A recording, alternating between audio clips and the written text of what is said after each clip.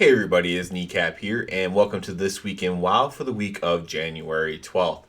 As always, we will start off this week with the Mythic Plus affixes. This week we have Tyrannical, Raging, Explosive, and Prideful. Once again, that's Tyrannical, Raging, Explosive, and Prideful. Second week in a row, we have all traditional affixes. However, I hate explosive, so I'm not too pumped about it. And after this week, I can't complain though, because that was pretty easy with the Sanguine and Quaking. So, again, traditional affixes this week, and not quite as easy as last week, but some people handle explosive just fine, so it's probably not that big of a deal to them. Let's go ahead and talk about what's going on in game this week. This is actually a weird week where we actually almost have no events at all happening. So there's not anything huge going on by any means. There is the World Quest bonus event. This event, I'll be interested to see really what you get. I think this will be the first one because I don't remember, at least the first one I remember for sure.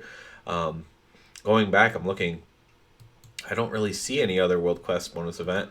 So this could be the first one of these, and I'll be interested how it works in Shadowlands if that is the case. What the reward will be, because before I think it was resources, so maybe it'll just be anima. But yeah, so you'll complete World Quest. You also get more reputation, so if you have any reputations to grind up still, that should help with the World Quest bonus event. I don't know if if it has to be the event of BFA or if this goes back to BFA, but perhaps you can get old reputations with this. I'm not exactly sure how that works, but if so, that's a good way to go do that as well.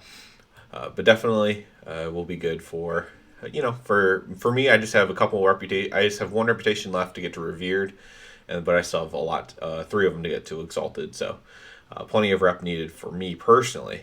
The thing I'm probably most excited about, I don't know if excited is the right word, but most interesting for this week is the first Torghast event starts. This is called the Beasts of Prodigum. This first one is. So basically, the first anima power that you get in Torghast will allow you to control a powerful maw beast to fight alongside you. And it'll be one of 3, Chain of Command, which invokes Horgol, Hound of Darkness, or you can get Naltari, or you can get Valiak. And they do, so I'm guessing you choose between the 3. And so one's like AoE damage, one is like not even a heal, it's not a healer, it's more like someone like giving you power, like extra power, like infusing you with power. And then there's one that is like almost like a tank in some way. So basically a tank, a non-healer, but someone who's helping you, a buff type person, and then like a actual DPS that you might choose if you are a healer or maybe even a tank, or whatever one you want to choose, you can choose. So I'm not exactly sure what the point of these are, other than just to add a little bit of flavor to Torghast to make it slightly different each week. But regardless, I am excited to check it out because I want them to continue doing things with Torghast and evolving it throughout the expansion. Hopefully that they have the dev power and everything to do that. That would be great if so. And it's it's also possible that they might have like separate rewards and stuff because of the event. All we know is that it's an event, and you get a pet basically to help you during it. So that's basically all that's known, and we'll see more from there. And if we get anything cool from it, or if it's just they're just trying to add a little bit of flavor to it, which is fine. Even if this isn't that cool at the end of the day, it's good that they're trying to add flavor to it, which is, so again, what I want them to do continuing forward in the expansion is to try to add a bit of flavor to it, make it even better than what it is. Some people love it, some people hate it, and I think most people are kind of in the middle with it. So if they're able to improve it, then that's great, because then that moves you to the winning column pretty easily if they're able to do that. Like I said, not a ton else going on this week. Last week I mentioned our Mythic Progression.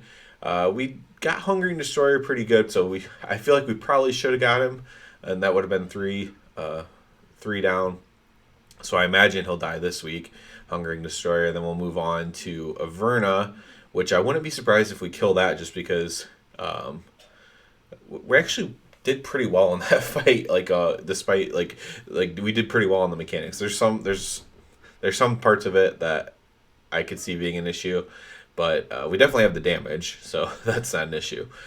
So hopefully get maybe up to 4 mythic bosses down this week. That'll be great as we continue our progression. That's obviously the thing I'm most looking forward to. I did finish my Twisting Corridors run Sunday evening and got that mount, so that is done. I don't have to do that, although there's more rewards and stuff you can get out of there still, so it doesn't mean I won't be doing it. I mentioned in a video about Twisting Corridors a couple days ago that I possibly would be streaming them. I'm still not sure on that yet. Streaming's really hard with me in my schedule because a lot of times I have like an hour here or there to get on the computer and do something, whether it's a video or progressing my character, and it's harder for me to have a big block of time to get on. But if that is the case, or if I can make that work, I might stream Twisting Corridor runs because I enjoy them, frankly. So, and that's the most important part for me is if I enjoy it. So yeah, that's about it for this week. Not too eventful. We'll see how the Torghast events go and what they're all about, or if they're even interesting. But yeah, as always, I ask you to please subscribe to the channel because it helps me out so much. And other than that, everybody have a good one.